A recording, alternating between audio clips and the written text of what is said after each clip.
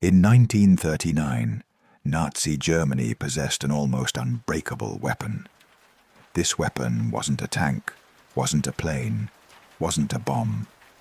It was an encryption machine called ENIGMA. Every day, millions of messages were encrypted. German submarines hunted Allied ships in the Atlantic. Every movement of the Wehrmacht was organized with these codes. The Allies were helpless.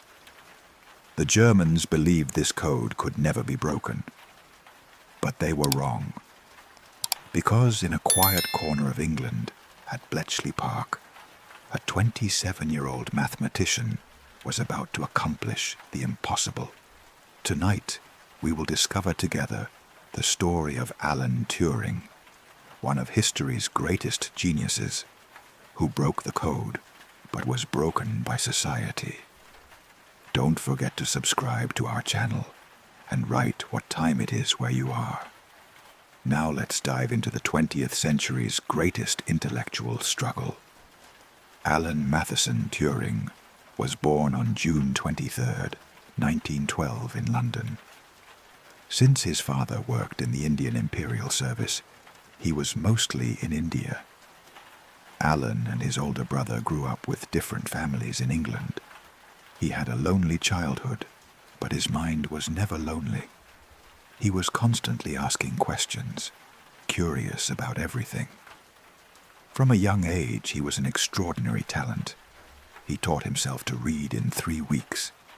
He had a special relationship with numbers. While walking in the street, he found prime numbers in house numbers. But the school system didn't understand him. His teachers complained. This child is inattentive. His handwriting is terrible, uninterested in lessons. Because Alan wasn't looking for what was taught in class, but for answers to his own questions. In 1926, he entered Sherborne School. Here he met someone who would change his life, Christopher Morcom. Christopher was a student like Alan, who loved mathematics, was curious about science, was not ordinary. For the first time, Alan felt understood. Together, they solved mathematical problems, discussed scientific experiments. Alan was in love, both intellectually and emotionally. But in 1930, tragedy occurred. Christopher suddenly died from tuberculosis. Alan was devastated. His friend's death made him ask existential questions. What is mind? Is thought physical? Is the human brain a machine? These questions would shape Alan's entire life. In 1931, he entered Cambridge University King's College. Here, he shone in mathematics. In 1935, when he was only 22 years old, he won fellowship, became one of King's College's youngest members. But he made his real revolution in 1936. He created a revolution in his paper on computable numbers. The paper sought to answer a theoretical question. Can every mathematical problem be solved?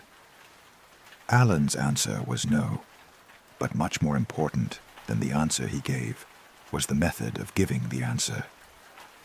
He designed an imaginary machine, a device that operated on an infinite strip of paper, could read and change symbols, moved according to simple rules. Alan showed that such a machine could solve any computable problem. We call this imaginary device the Turing machine today, and this is the theoretical foundation of the modern computer. But Alan didn't know its practical importance at that time. It seemed like an academic matter.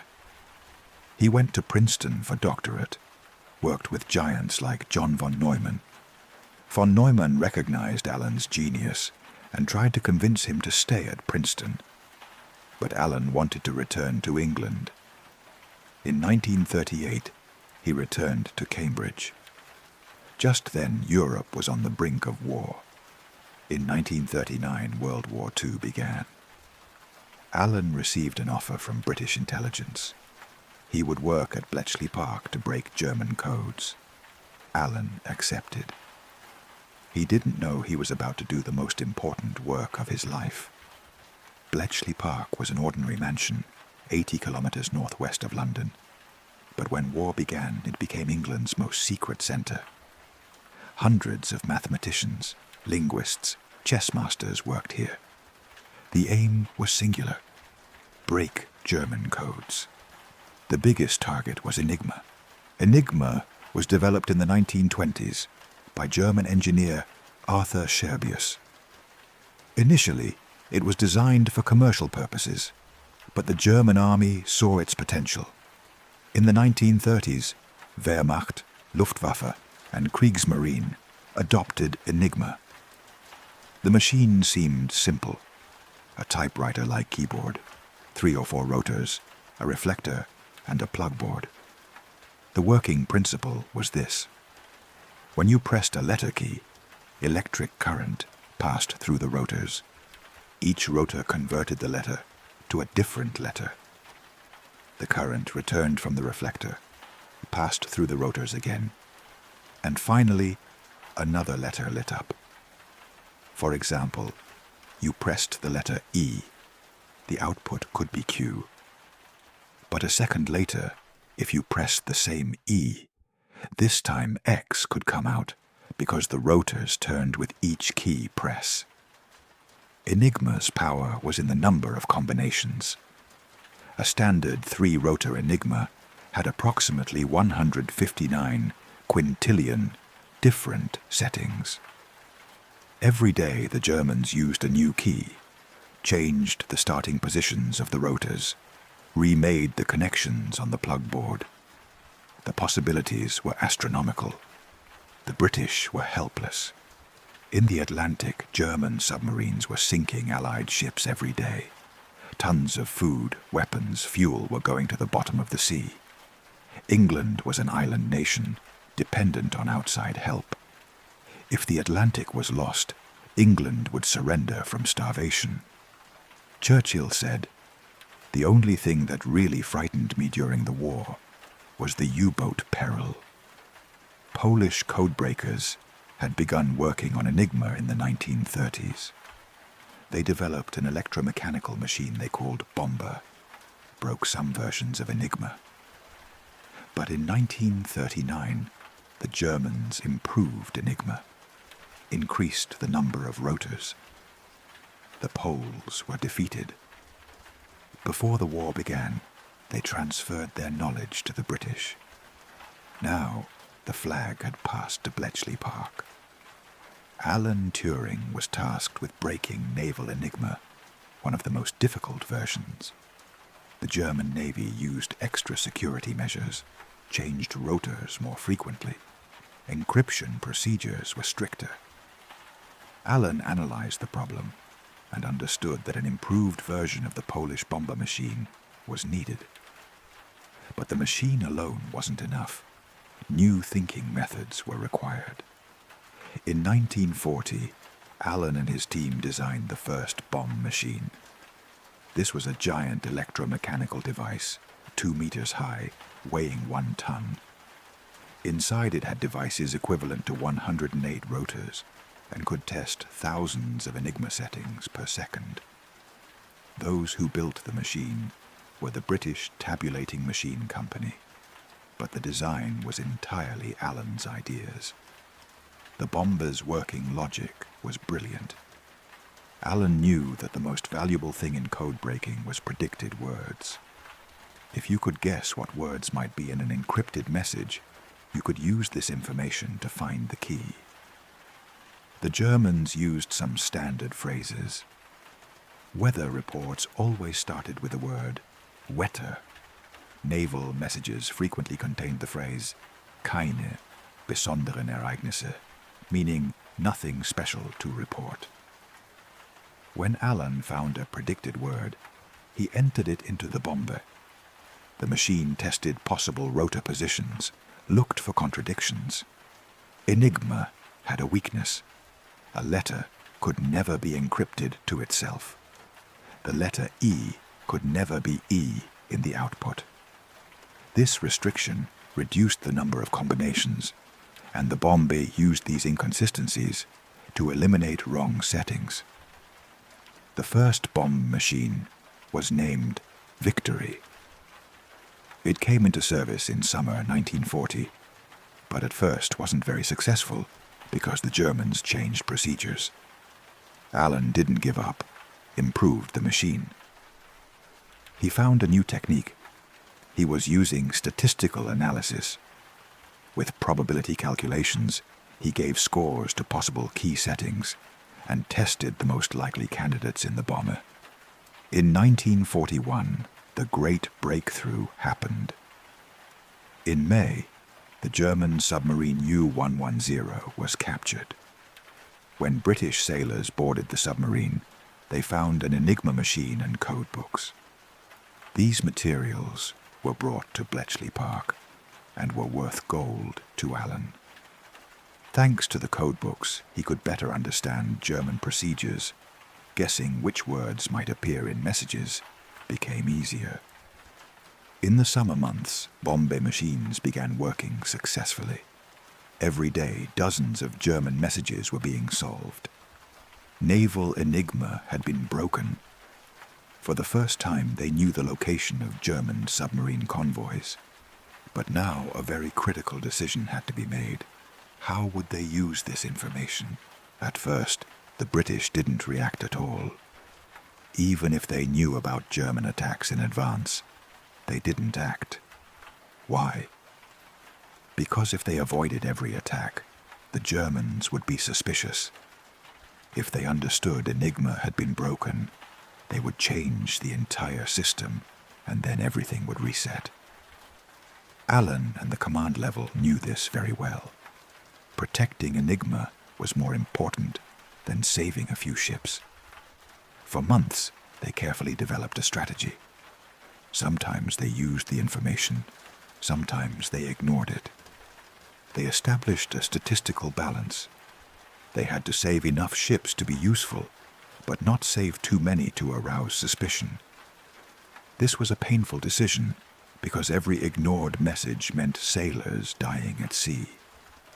But in the long run, this strategy saved millions of lives. Operational security was strict. When U-boat convoy positions were learned, they didn't attack directly. First, they sent a reconnaissance plane. The pilot gave a report, "Convoy found by visual detection."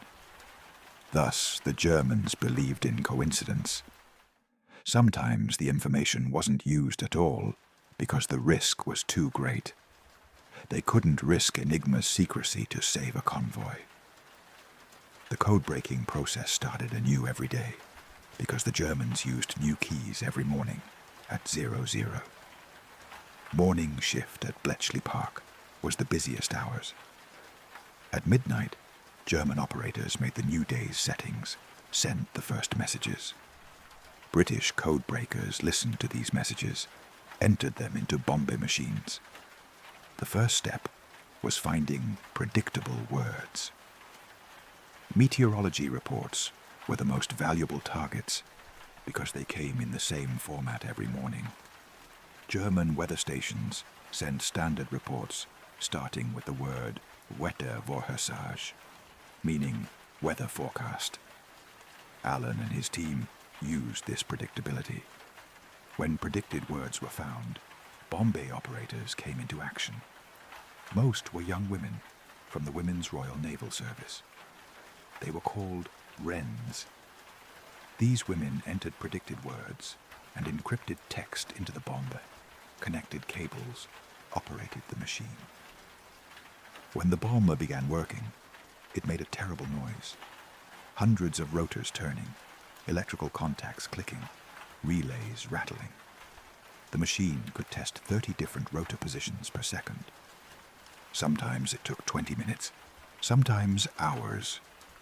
When the machine suddenly stopped, operators got excited because this meant a potential solution.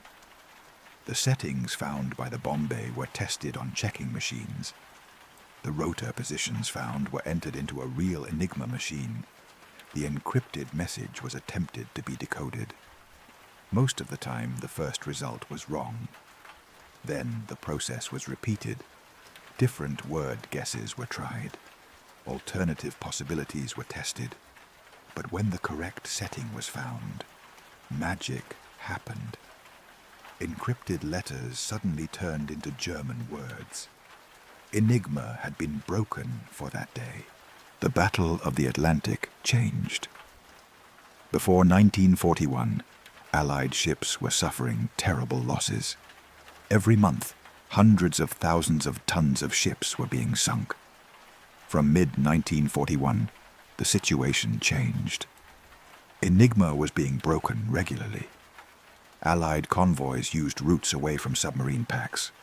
Losses decreased, supply increased. The Germans were confused, couldn't understand why they couldn't find convoys. They never suspected Enigma. In 1942, a new crisis occurred. The German Navy added a fourth rotor to Enigma. In February, naval messages suddenly became unreadable. Bletchley Park was plunged into darkness. Losses in the Atlantic exploded again. Between March and November 1942, more than 7 million tons of Allied ships were sunk. Allen and his team didn't panic. They analyzed the problem. The four-rotor Enigma's combination number was 26 times more. Existing bomber machines were insufficient. Allen designed a new bomb. Americans also developed their own versions. In December 1942, they succeeded again. Four-rotor naval Enigma was broken. How did they do it? The Germans made a mistake.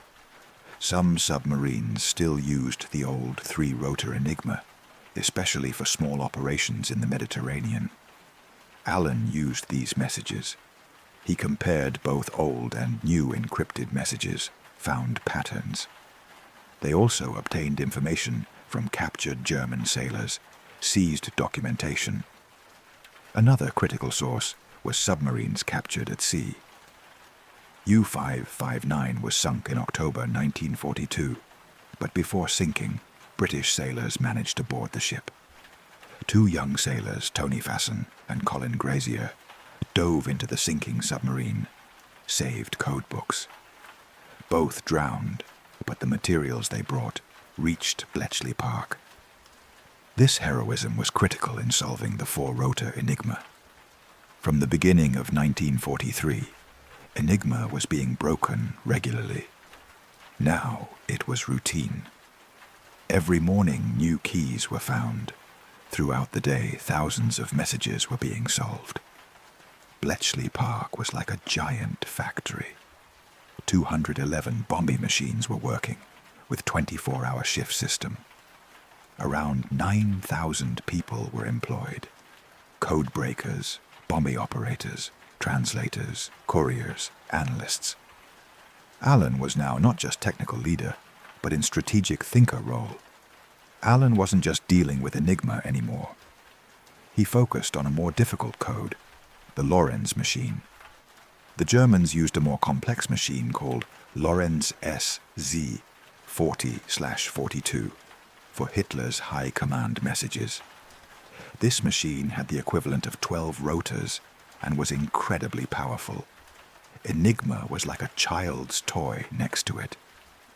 Allen developed a new method to break Lorenz codes, using statistical analysis.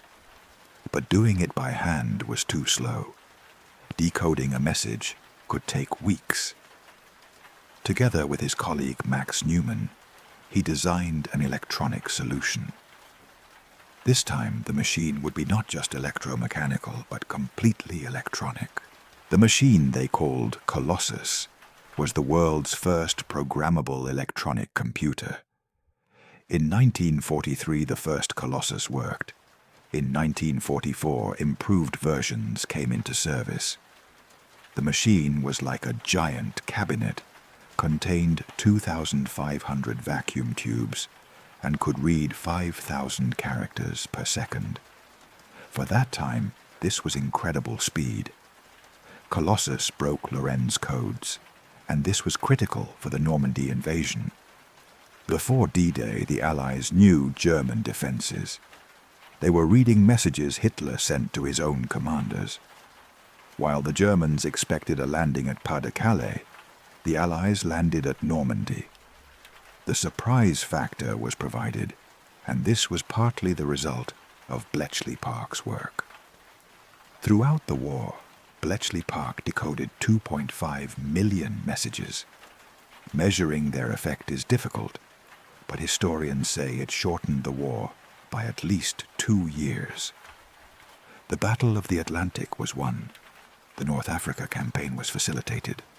The Normandy invasion was successful. Eisenhower said, "The work at Bletchley Park was decisive in our winning the war. Alan Turing and his team's contribution is incalculable." In 1945, the war ended. Alan was a hero, but no one knew. The work at Bletchley Park was top secret, remained secret until the 1970s. Alan was quietly rewarded, given the Order of the British Empire, but the reason wasn't explained. To the public, Alan was just an ordinary mathematician. After the war, Alan returned to his true passion, thinking machines. At the National Physical Laboratory, he designed a computer called ACE, Automatic Computing Engine. The design was very advanced. He envisioned a machine that worked with memory, programmable, fast.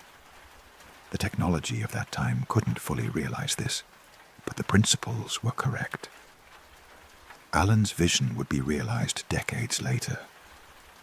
Then he moved to Manchester University, worked on the Mark I computer, one of the world's first programmable electronic computers.